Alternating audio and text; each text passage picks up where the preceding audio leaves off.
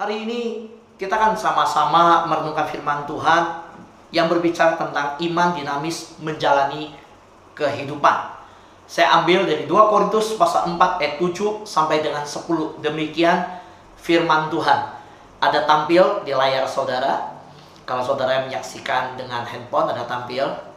Dan di handphone saudara, layar handphone saudara, kita sama-sama ikuti, saya bacakan untuk saudara semua. Tetapi harta ini kami punyai dalam bejana tanah liat, supaya nyata bahwa kekuatan yang melimpah-limpah itu berasal dari Allah, bukan dari diri kami. Dalam segala hal kami ditindas, kami tidak terjepit, kami habis akal, namun tidak putus asa, kami dianiaya, namun tidak ditinggal sendirian, kami dihempaskan, namun tidak binasa.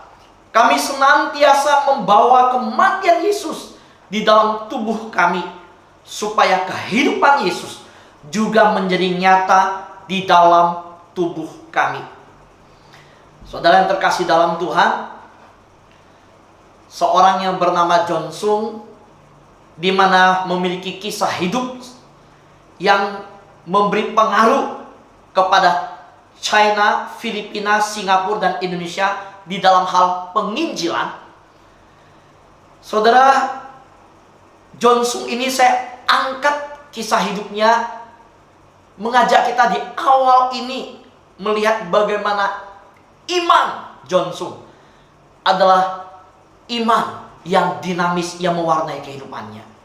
Saudara, kita tahu bahwa John Sung berlayar kembali ke Shanghai, dan dalam perjalanan hatinya bergumul tentang semua kedudukan dan prestasinya. Saudara, saya tampilkan di layar saudara, bisa lihat, inilah John Sung. Saudara, John Sung membuat sebuah kalimat yang di dalam kehidupannya, kalimat itu dia buat sebagai prinsip, sebagai satu pengingat akan kehidupannya. Kalimat ini berasal dari Rasul Paulus, di mana kalimat itu berbunyi demikian: apa yang dahulu merupakan keuntungan bagiku, sekarang kuanggap rugi karena Kristus. Saudara, kita tahu dalam perjalanan dia kembali ke Shanghai, sebelum sampai di Shanghai, John Sung mengeluarkan ijazah yang dia dapat, medali yang dia dapat, kunci penghormatan yang dia dapat, dan kemudian melempar semuanya ke laut. Saudara yang terkasih dalam Tuhan, inilah yang disebut iman dinamis dalam menjalani kehidupan. John Sung sadar siapa dia di hadapan Tuhan. Saudara, siapakah manusia? Kejadian pasal 2 ayat 7, firman Tuhan berkata, ketika itulah Tuhan Allah membentuk manusia itu dari debu tanah, menghembuskan nafas hidup di dalam hidungnya. Demikianlah manusia itu menjadi makhluk yang hidup. Saudara, itulah manusia yang hanya dibentuk dari debu dan tanah. Maka John Sung menyadari, kalau dia punya kedudukan, kalau dia punya prestasi, kalau dia pintar, kalau dia sanggup, dia mampu, itu semua karena anugerah Tuhan. Kemampuan dia itu berasal daripada Tuhan. Saudaraku yang terkasih dalam Tuhan, mari kita renungkan bahwa kita manusia ini seperti dikatakan oleh Rasul Paulus dalam bagian yang kita baca tadi, 2 Korintus pasal 4 ayat 7 dan sampai 10. Paulus berkata bahwa manusia ini hanyalah bejana tanah liat. Dan sebenarnya bukan hanya Paulus. Kalau kita lihat di dalam perjanjian lama, Ayub pasal 4 ayat 19, Ayub mengungkapkan manusia itu pondok tanah liat. Ayub berkata demikian, lebih-lebih lagi mereka yang diam dalam pondok tanah liat, yang dasarnya dalam debu, yang mati terpijak seperti gengat. Saudara, bukan hanya Ayub, Yesaya yang melukiskan manusia itu dengan perkataan, kamilah tanah liat. Di dalam Yesaya pasal 64 ayat 8, Yesaya berkata, tetapi sekarang ya Tuhan, Engkaulah Bapa kami, kamilah tanah liat, dan Engkaulah yang membentuk kami. Dan kami sekalian adalah buatan tanganmu. Saudaraku yang terkasih dalam Tuhan, kalau kita lihat ungkapan dari Ayub, dari kitab Yesaya, juga dari Paulus di 2 Korintus yang kita baca tadi, saudara, mereka mengungkapkan dengan bahasa bahwa diri mereka adalah bencana tanah liat. Ayub mengungkapkan dirinya bahwa dia hanyalah pondok tanah liat. Bahkan Yesaya berseru sebagai wakil daripada bangsa Israel yang bernubuat saat itu, berkata, kamilah tanah liat. Saudara yang terkasih dalam Tuhan, siapakah sebenarnya manusia? Hari ini kita bisa masih beribadah, duduk sama keluarga saudara di rumah, menyaksikan ibadah online dari gereja saudara. Bahkan setiap yang menyaksikan tayangan ini dalam live streaming yang bisa ditangkap di daerah manapun di seluruh Indonesia, bahkan sampai luar negeri. Saya mau sampaikan kepada saudara bahwa hari ini kita yang bencana tanah liat ini, pondok tanah liat ini, yang diciptakan dari debu dan tanah ini, kalau masih bisa bernafas di masa pandemi COVID-19, ini anugerah Tuhan. Betapa kita bersyukur bahwa Dia yang memiliki tahta yang maha tinggi, Dia Tuhan, Raja kita segala raja, masih memberikan kita kesempatan menjalani hidup di dunia yang seperti saat ini. Saudara, lebih mengejutkan lagi kalau kita bandingkan dengan pemazmur.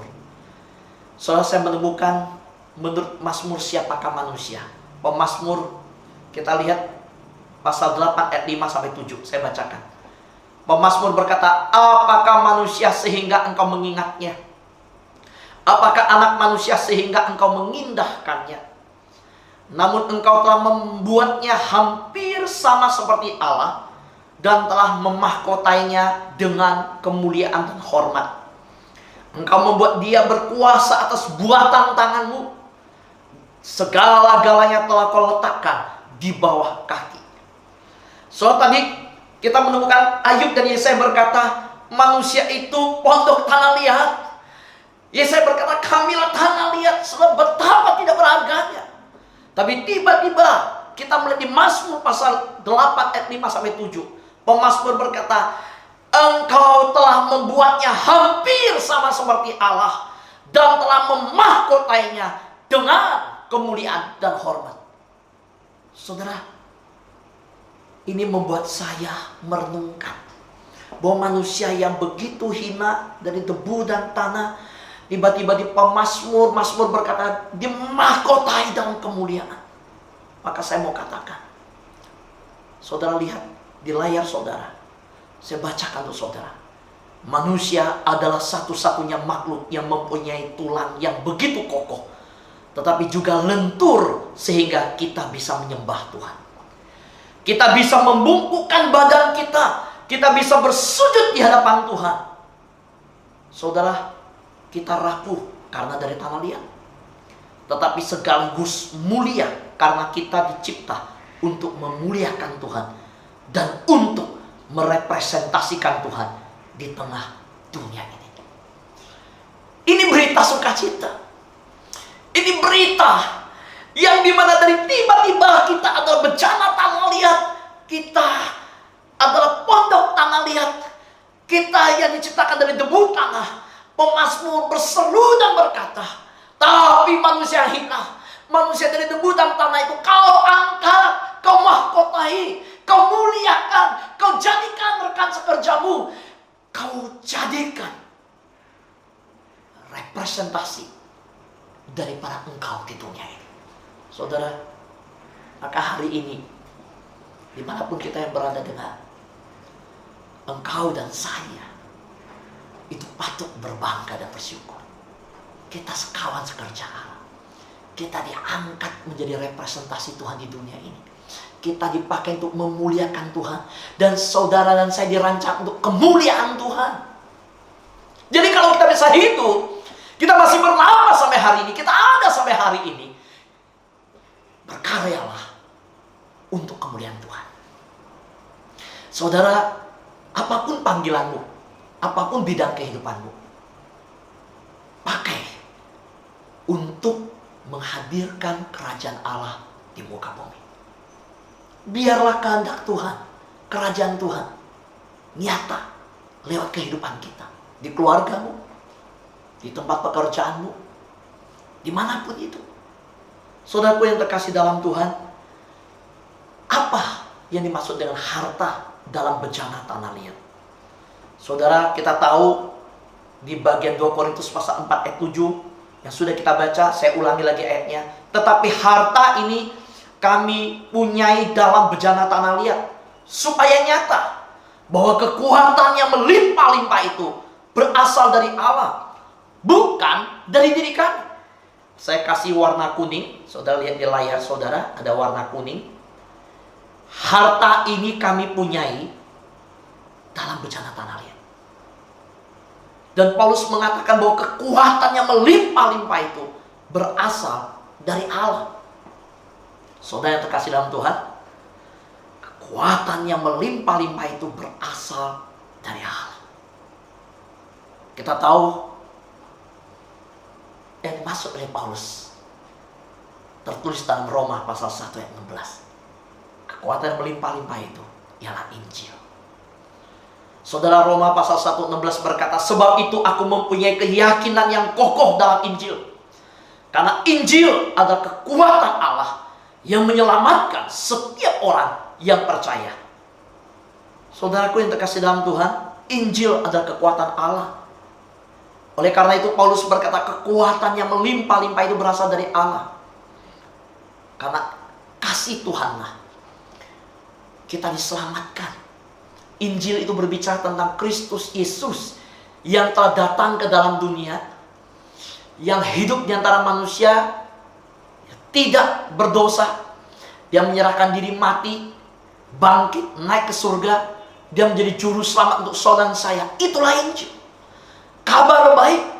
Saudara, Injil ini yang diungkapkan Paulus sebagai harta yang melimpah-limpah, dan yang dinyatakan oleh Paulus bahwa itu berasal dari Allah.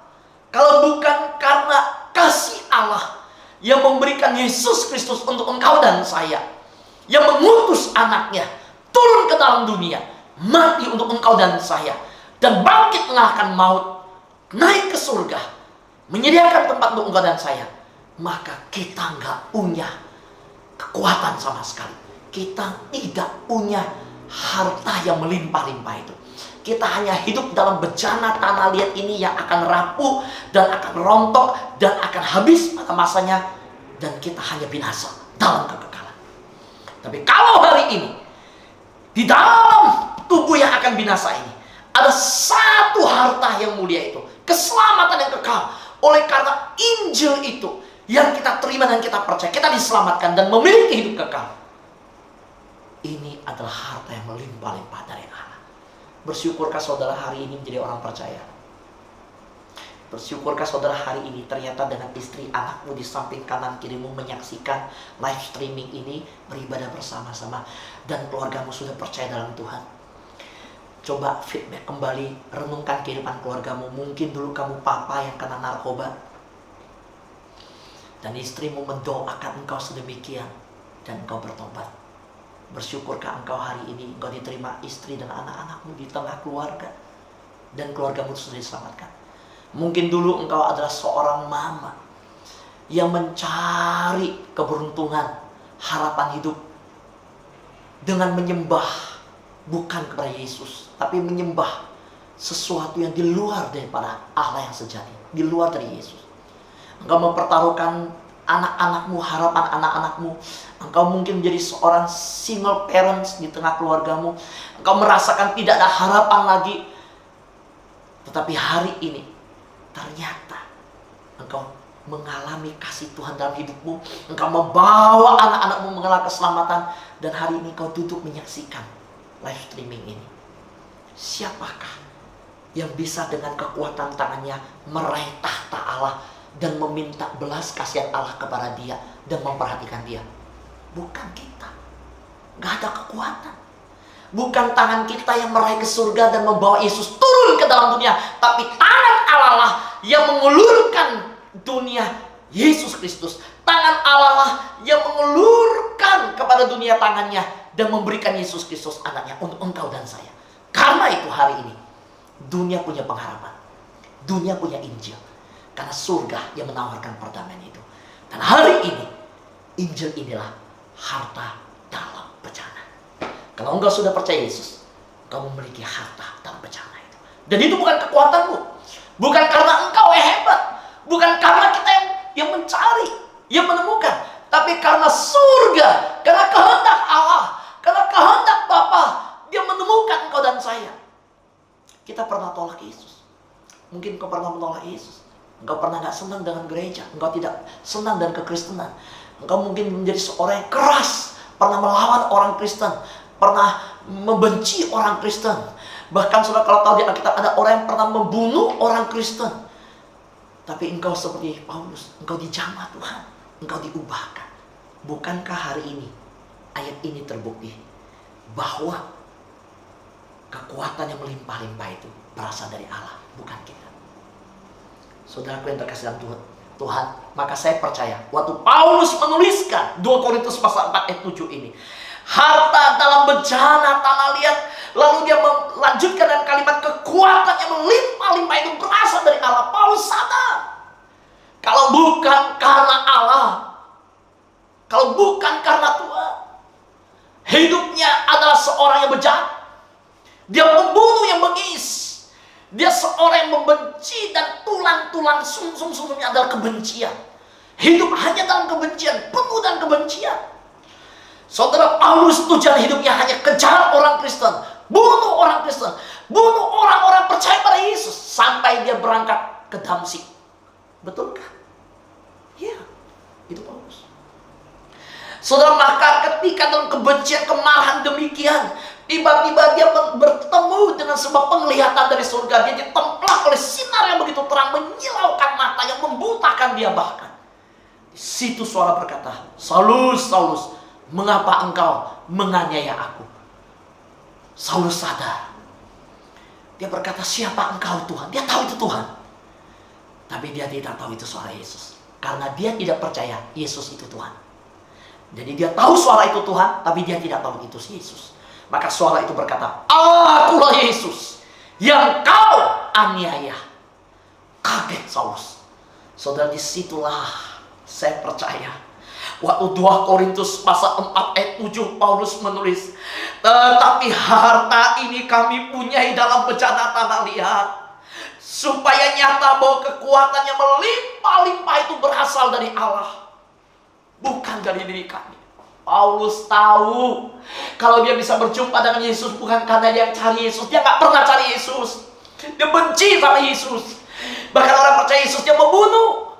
Bagaimana mungkin dia mau percaya sama Yesus, cari Yesus? Enggak.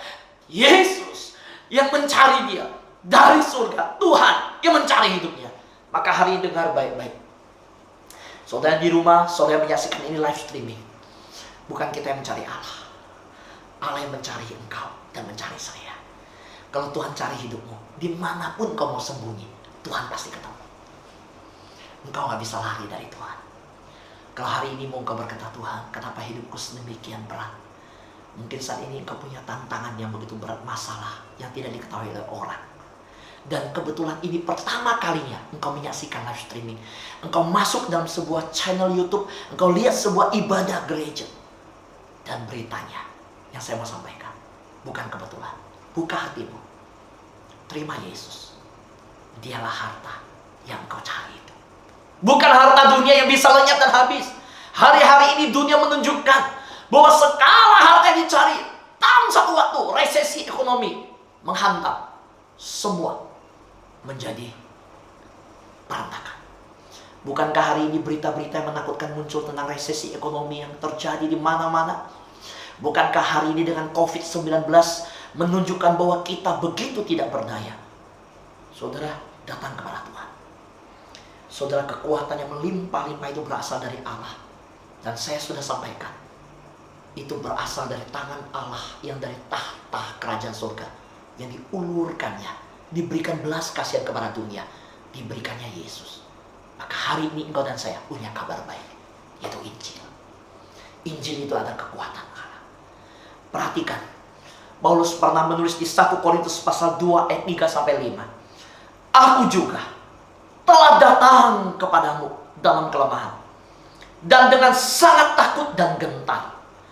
Baik perkataanku maupun pemberitaanku tidak kusampaikan dengan kata-kata hikmat yang meyakinkan, tetapi dengan keyakinan akan kekuatan roh, supaya iman kamu jangan bergantung pada hikmat manusia, tetapi pada kekuatan Allah. Saudara, sangat mengejutkan. Di 1 Korintus pasal 2, saudara, Paulus berkata bahwa dia datang dalam pelayanan kepada jemaat. Dia tuliskan dengan penuh pertanggungjawaban. Dia datang dalam kelemahan, dengan sangat takut dan gentar. Loh, Paulus seorang yang gagah berani. Dulu waktu belum percaya Tuhan, dia bengis, dia bejat, dia ganas. Sekarang setelah percaya Tuhan, dia bilang apa? Hei jemaat Korintus, aku datang kepadamu dalam kelemahan, dengan sangat takut dan gentar. Dia berkata, baik perkataanku maupun pemberitaanku tidak kusampaikan dengan kata-kata hikmat meyakinkan. Paulus itu orang yang cerdas, saudara, di bawah bimbingan Gamaliel. Dia orang yang sangat terdidik dalam hukum Taurat. Lalu kenapa dia berkata, aku datang bukan dengan hikmat, dengan kehebatan, pengetahuanku, justru dalam kelemahan, dengan sangat takut dan gentar. Karena Paulus, perhatikan, di layar saudara saya kasihkan garis dan warna kuning dalam ayat tersebut, ayat 5. Supaya iman kamu jangan bergantung pada hikmat manusia, tetapi pada kekuatan Allah. Inilah tema kita hari ini. Iman dinamis menjalani kehidupan. Saudara, kehidupan kadang tidak menjanjikan jalan yang lancar. Saudara, kehidupan kadang kita lalui sebuah proses yang berat. Bahkan hari-hari ini dalam kehidupan kita yang seumur sekarang ini, kita menyaksikan dunia yang tiba-tiba jalanan sepi. Tiba-tiba semua orang pakai masker, semua orang belajar cuci tangan, semua orang belajar tentang kebersihan, menjaga jarak. Saudara, inilah yang Paulus katakan, saudara, bahwa iman yang dinamis menjalani kehidupan adalah iman yang bergantung pada Tuhan, bukan pada kekuatan manusia. Saudara yang terkasih dalam Tuhan, coba saya kasih dalam Tuhan, perhatikan, kekristenan bukan hal menyingkirkan kelemahan. Maka Paulus dengan terus terang berani berkata, enggak, aku datang dengan kelemahan, bukan dengan kepandaian, enggak. Jujur. Saudara, mari saya bacakan kalimat ini untuk saudara. Perhatikan di layar saudara.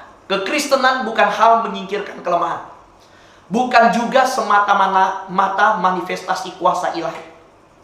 Kekristenan adalah manifestasi kuasa ilahi melalui kelemahan manusia. Saudara, betapa luar biasanya, saudara, bahwa kekristenan adalah manifestasi kuasa ilahi melalui kelemahan manusia. Kita tahu bahwa dalam Roma pasal 8 ayat 35 sampai 37 berkata demikian. Siapakah yang akan memisahkan kita dari kasih Kristus? Penindasan atau kesesakan, atau penganiayaan, atau kelaparan, atau ketelanjangan, atau bahaya, atau pedang? Seperti ada tertulis, oleh karena engkau kami ada dalam bahaya maut sepanjang hari. Kami telah dianggap sebagai domba-domba sembelihan. Tetapi dalam semuanya itu, kita lebih daripada orang-orang yang menang oleh Dia yang telah mengasihi kita. Siapa yang tulis ayat ini? Paulus. Saudara yang terkasih dalam Tuhan, perhatikan baik-baik. Dikatakan bahwa Paulus berseru dalam Roma pasal 8. Siapakah yang akan memisahkan kita dari kasih Kristus? Bagi Paulus, penindasan gak bisa memisahkan dari kasih Kristus. Kesesakan tidak bisa. Saudara, kelaparan gak bisa. Ketelanjangan, no. Saudara, orang yang memiliki iman dinamis menjalani kehidupan, maka bagi dia penindasan, kesesakan, penganiayaan, kelaparan, ketelanjangan, bahaya, pedang tidak bisa menghalangi dia menjalani hidup yang memuliakan Tuhan. Dia tetap bisa menjalani hidup penuh dengan gairah. Itu iman yang dinamis.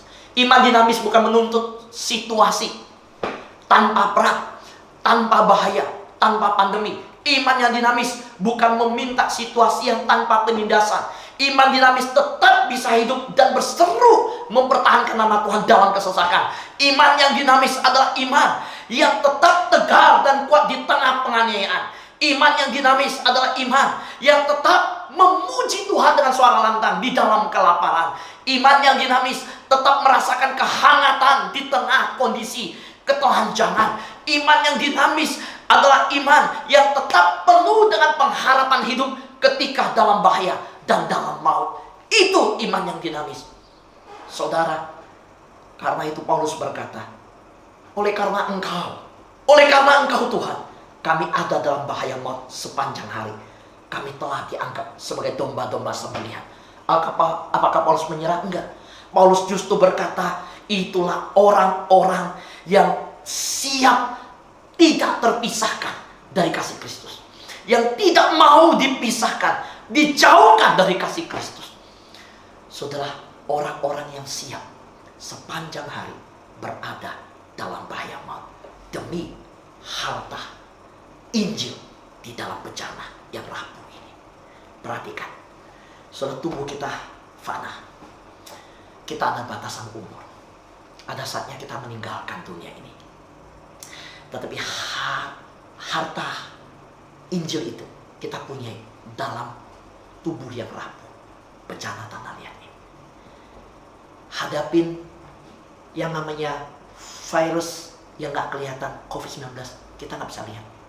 Begitu rapuh, udah hisap, masuk paru-paru, udah langsung masalah. Rapuh. Saudara, sebangga apapun kita dengan tubuh kita yang cantik, yang hebat, yang gagah, yang biasa fitness, dengar, itu bencana tanah liat, itu pondok tanah liat, dia bilang. Tapi kalau hidupmu punya harta, punya Injil di dalamnya, maka saudara adalah orang yang lebih daripada pemenang. So, lihat, lebih daripada pemenang. So, lebih daripada pemenang bukan berarti tidak ada penganiayaan, tidak ada kesesakan. Justru di ayat ini dikatakan orang yang lebih daripada pemenang adalah orang-orang di tengah situasi penganiayaan, penindasan, kesesakan, kelaparan, ketelanjangan, bahaya dan pedang. Orang-orang itu tetap berdiri dengan teguh dan berkata, aku tidak mau dipisahkan dari kasih Kristus. Aku tetap berpegang teguh pada Injil. Inilah iman yang dinamis dalam menjalani kehidupan. Jemaat Sidang Kristus yang saya kasihi dalam Tuhan, dan semua saudara-saudari yang menyaksikan live streaming ini, dengar, saya ulangi kalimat ini. Kekristenan adalah manifestasi kuasa ilahi melalui kelemahan manusia. Saya tidak bosan-bosan, saya mau ulangi sekali lagi, dengar. Kekristenan adalah manifestasi kuasa ilahi melalui kelemahan manusia. Karena itu, saya mau tutup dengan 2 Korintus pasal 12 ayat 7 dan 10 sampai 10. Perhatikan. Paulus berkata begini di 2 Korintus pasal 12. Di awal khotbah kita baca 2 Korintus pasal 4. Sekarang kita menuju 2 Korintus pasal 12. Paulus konsisten. Lihat apa yang dia tulis.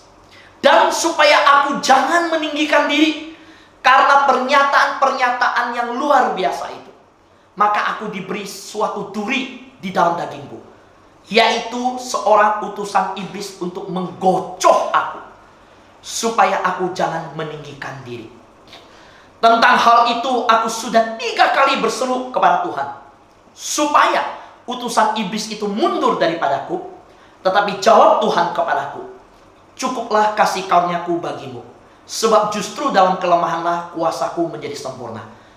Sebab itu terlebih suka aku bermegah atas kelemahanku, supaya dalam Kristus turun, supaya kuasa Kristus turun menaungi aku.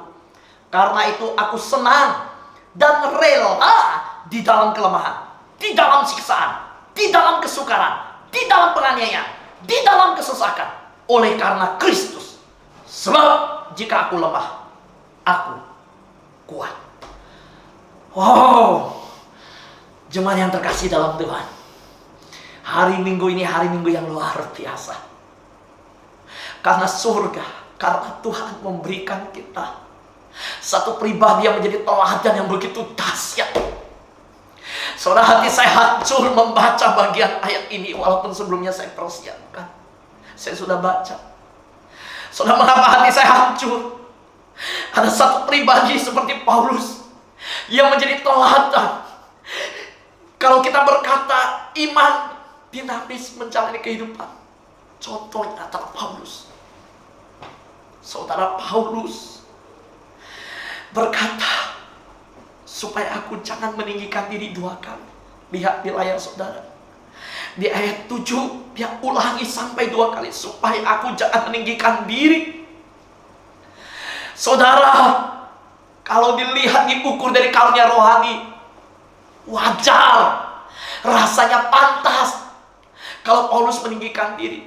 Siapa yang bisa menandingi Paulus? Saudara, dia mengalami penglihatan, pernyataan yang luar biasa. Dia banyak karunia rohani, tapi lihatlah kerendahan hatinya. Lihatlah dia tidak bergantung pada pernyataan-pernyataan ilahi. Seorang yang mengikut raja di atas segala raja, yang tunduk pada pimpinan Tuhan. Dia hanya bangga pada pribadi yang dilayani, bukan pada pemberian-pemberian pribadi tersebut.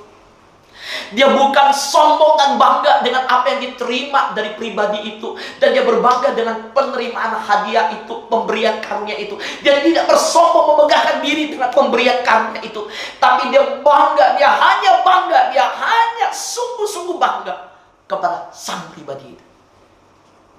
Saudaraku yang terkasih Tuhan, berapa banyak orang melupakan pribadi yang memberikan karunia dan hidup dalam kesombongan karena karunia-karunia yang dimiliki. Engkau akan jatuh.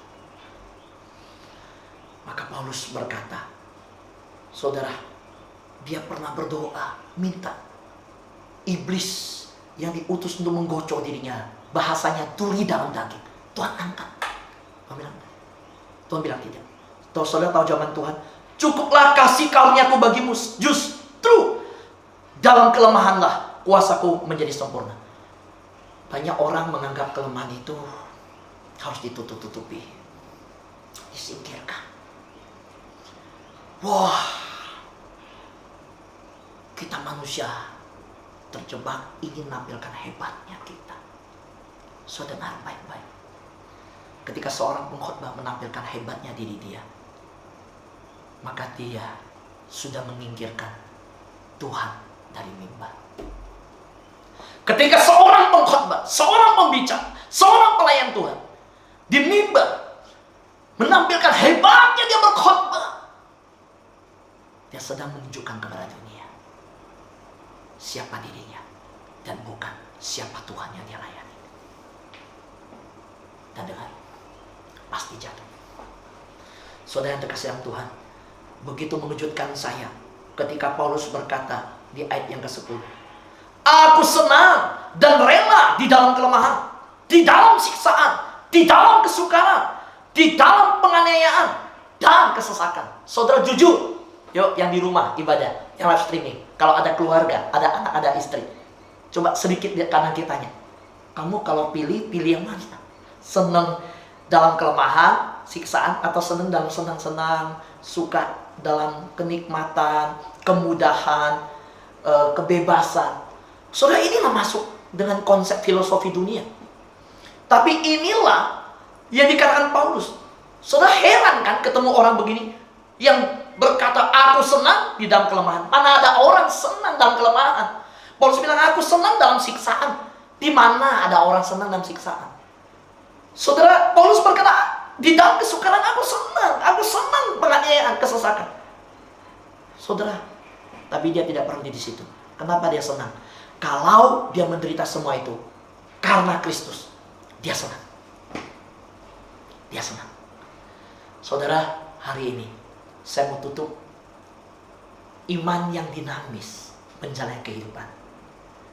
Itu tidak mengharapkan kelancaran, juga tidak mengharapkan kesukaran. Tetapi kalau kesukaran itu datang, penganiayaan, siksaan, kesulitan, kesesakan. Kalau demi Kristus, maka Paulus berkata, aku senang. Paulus adalah pribadi yang mencari kesukaran, kesulitan. Kalau karena demi Kristus, bagi dia nggak masalah. Saudara, hari ini ceritakan Injil yuk kepada orang. Karena Injil itu harta yang mulia yang ditaruh dalam bencana itu. Beritakan Injil itu, karena itu kekuatan dari Allah yang berlimpah-limpah, bukan dari kita, dari Allah. Bagaimana beritakan Injil? Nanti saya ditolak. Aduh, sesak deh kalau kehilangan teman. Saya memasukkan diri dalam kesesakan. Itu yang Paulus bilang. Kalau demi Kristus, jangan takut kesesakan. Saya masih remaja, saya nggak punya talenta bicara. Saya generasi milenial yang nggak tahu harus ngomong Injil. Kalau bicara Injil tersinggung perasaan orang lain. Saudara, kalau demi Tuhan, demi Kristus, sampaikan itu. Saudara, memberitakan Injil sekarang sudah begitu modern. Menyatakan iman dinamis kita yang kita jalani dalam kehidupan ini, udah begitu Tuhan bukakan kesempatan begitu besar. Saudara, di handphone saya setiap hari saya broadcast firman Tuhan. Setiap hari saya bikin gambar yang bagus, saya kasih ayat, saya kirim. Kadang saya bikin renungan, kadang dengan teman-teman kami bikin video klip, kami sebar, kami sampaikan. Saudara, di WhatsApp profil saudara bisa tampilkan firman Tuhan. Ada banyak kontak WhatsApp saudara yang bisa membaca. Saudara, saat ini siapa bilang memberitakan Injil sulit? Saudara bisa pakai Instagram, pakai Facebook, pakai YouTube.